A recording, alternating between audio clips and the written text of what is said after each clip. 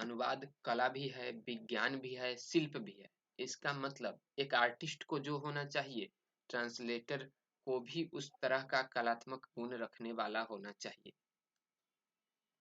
उसके बाद विज्ञान भी है, मतलब इसमें कुछ कानून है, कुछ सिद्धांत है, उस नियम के अनुसार चलना होगा अनुवाद बनाने के लिए, अनुवाद में प्रवीणता हासिल करने के लिए। शिल्प भी है, जिस प्रकार शिल्पकार काफी अनुभव के बाद अनुभवी बनता है, उसे उस काम में प्रवीणता आती है, उसी प्रकार ट्रांसलेशन में भी यही बात है। आगे अनुवाद का क्षेत्र व्यापक है, आम बोलचाल की भाषा से लेकर वैज्ञानिक और तकनीकी विषयों के विस्तृत नभ में इसका विस्तार है। जैसे आजकल अगर कोई एक किताब किसी भाषा में लिखा जाता है, तो उसके अनुवाद की मांग बाकी अन्य भाषाओं में होती है। कोई एक नेता अगर किसी एक क्षेत्र का भाषा जानता है, अगर उसे दूसरे क्षेत्र में जाकर भाषण देना है, तो उसको अनुवादक की जरूरत पड़ती है। इसलिए कहा जा सकता है कि इसमें रोजगार की अपार संभावनाएं हैं। अनुवाद एक रोचक व मनोरंजक विद्या है। यह भी कहा जा सकता है कि आधुनिक युग में अनुवाद के बिना विश्व में कहीं भी विकास की धारा नहीं बह सकती। यह कहने का मतलब हुआ कि अगर किसी चीज का खोज या रिसर्च अंग्रेजी में हुआ है, उसका अनुवाद करके ही दुनिया के विभिन्न भागों में अलग अलग भाषा बोलने वालों तक पहुंचाया जाता है। इसलिए कहा जा सकता कि बिना अनुवाद के दुनिया का विकास नहीं हो सकता। आधुनिक युग अनुवाद का युग है।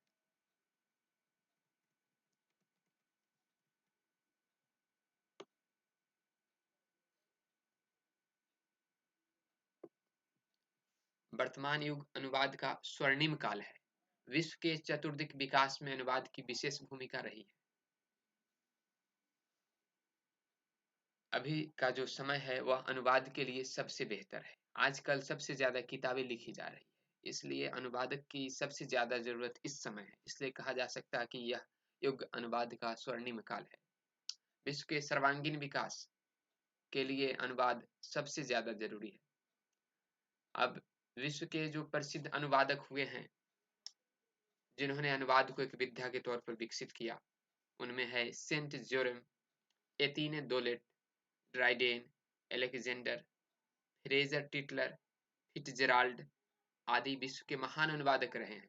कहा जा सकता है कि इन लोगों ने अनुवाद को एक विद्या के रूप में विकसित किया। तो ये उस क्षेत्र के, अनुवाद के क्षेत्र के महान व्यक्तित्व हैं।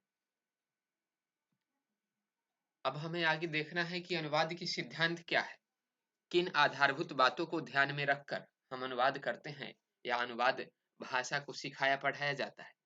तो इसमें अनुवाद के जो मूल सिद्धांत है, उनमें सबसे पहली बात है समतुल्यता। अभिव्यक्ति में समतुल्यता ही अनुवाद है। अर्थात एक भाषा से दूसरे भाषा में अनुवाद करेंगे, इसका मतलब हम उसी चीज के, उसी सामग्री के अनुरूप दूसरे भाषा में क्या उसके समतुल्य है, यह पता करने की कोशिश करते हैं। इसमें मुख्यतः भाषा परक समतुल्यता और भाव परक समतुल्यता को प्रारंभिक स्तर पर जानना आवश्यक है। हमें यह जानना है कि भाव समान रहना चाहिए और एक भाषा से दूसरे भाषा में बाकी क्या बात है, उसको ध्यान में रखना होता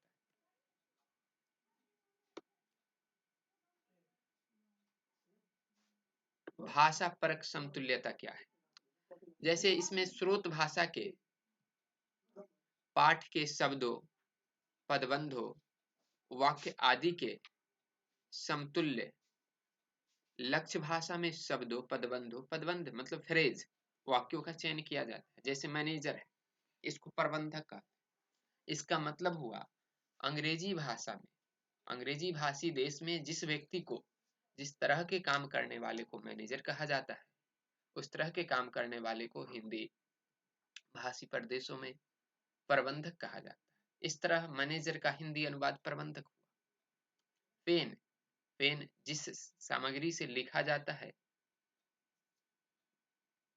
ब्रिटिश शासन में या अंग्रेजी भाषा बोलने वाले प्रदेशों में जिस चीज को पेन कहा जाता है, उसी को हिंदी भाषी कलम कहते हैं। इसलिए पेन का हिंदी अनुवाद कलम हुआ।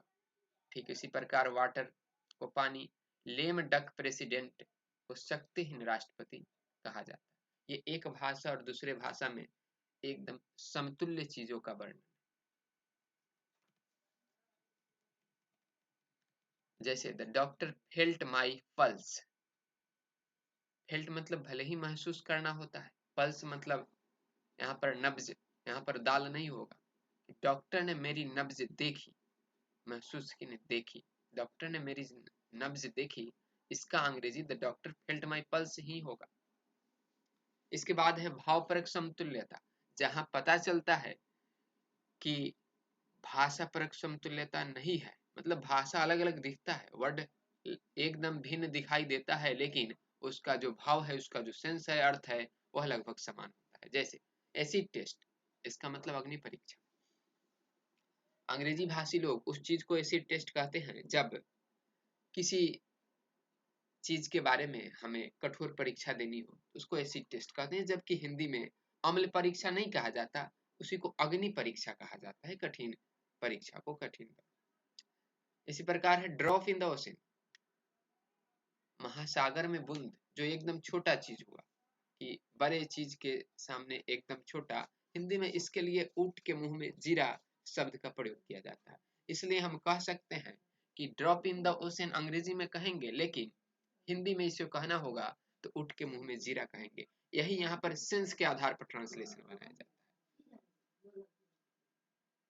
इन्वायरमेंटल हैंडीकैप्स, इसका मतलब नहीं कि पर्यावरणीय विकलांगता, यहाँ पर हैंडीकैप्स मतलब विकलांगता नहीं हो, सीमाएं होगा। क्योंकि जिस बात को हम इन्वायरमेंटल हैंडीकैप्स के नाम से अंग्रेजी में जानते हैं, उसी तरह के भाव को व्यक्त किया जाता है परिवेश जन्य सीमाएं से हिंदी।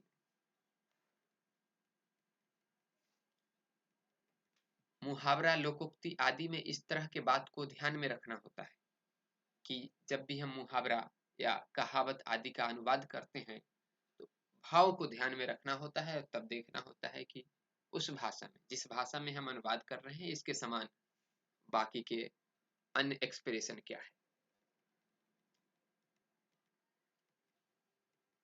अनुवाद में अर्थ एवं भाव की रक्षा आवश्यक है। शब्दानुवाद सही नहीं होता है, क्योंकि शब्द के तौर पर जस का तस अनुवाद करना हमेशा सही नहीं होता, हमें सेंस को बनाए रखना होता है। अनुवाद करते समय हमें कुछ बातों को ध्यान में रखना चाहिए।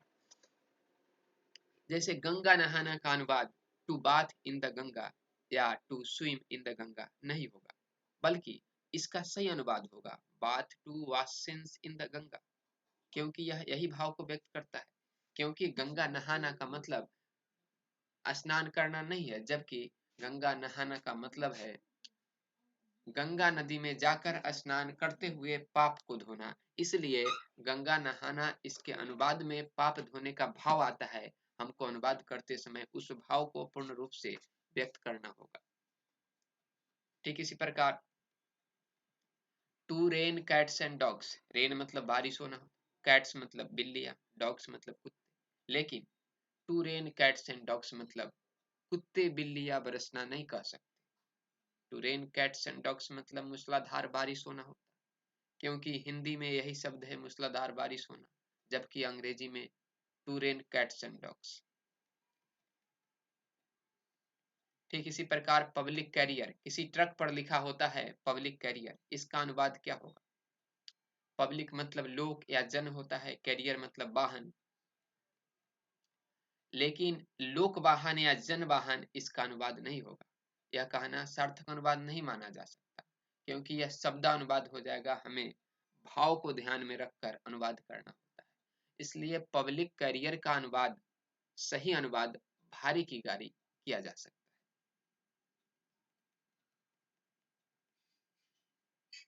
भाषा की शैली, संस्कार, मिजाज और तेवर का भी ध्यान रखना होता है अनुवाद में।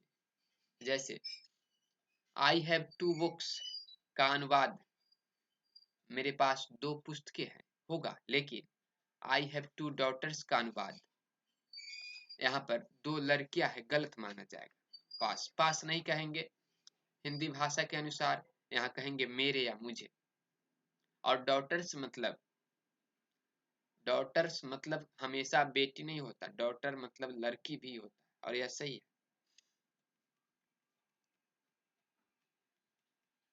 जैसे एक उदाहरण है, रमेश को एक लड़की है, इसका अनुवाद रमेश हैज अ गर्ल बिल्कुल गलत होगा।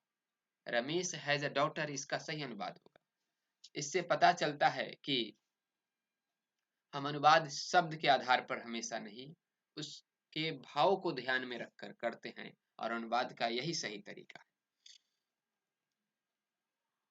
ठीक इसी प्रकार a line in reply will be appreciated, इसका मतलब ये नहीं होगा उत्तर में लिखी एक पंक्ति प्रशंसित की जाएगी, जो शब्दानुवाद लग रहा है या गलत माना जाएगा, जबकि उत्तर की प्रतीक्षा रहेगी यह अनुवाद सही है।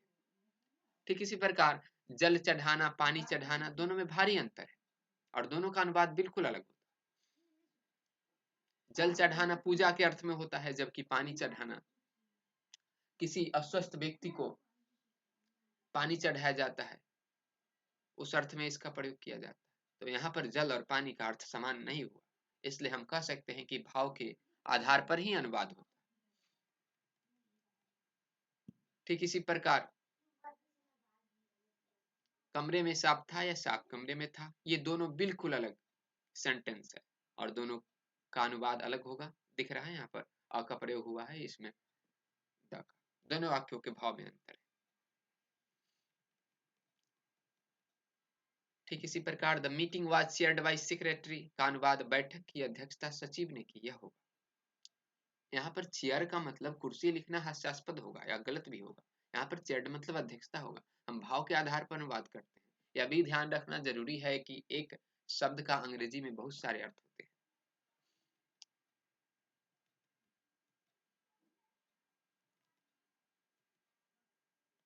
ठीक इसी प्रकार है देखते देखते मेरी आंखें डूब गई इसमें, और फिर देखते देखते दिन बीत गया। दोनों वाक्यों का देखते देखते अलग प्रकार का भाव देता है। पहले वाक्य में समय का अधिक है, पहले वाक्य में मतलब कि देखते देखते इसका मतलब समय ज्यादा है, जबकि दूसरे में समय का पता न लगना, समय के कम को, समय के कमी को, समय के जल्दी बीत जाने को दिखाता है। इस प्रकार दोनों देखते देखते बिल्कुल अलग है और हमें भाव के आधार पर ही अनुवाद करना होगा। इस प्रकार स्पष्ट है कि अनुवाद करते समय हम सेंस को बनाए रखते हैं और उसी के आधार पर हम शब्द को बदलने की कोशिश करते हैं।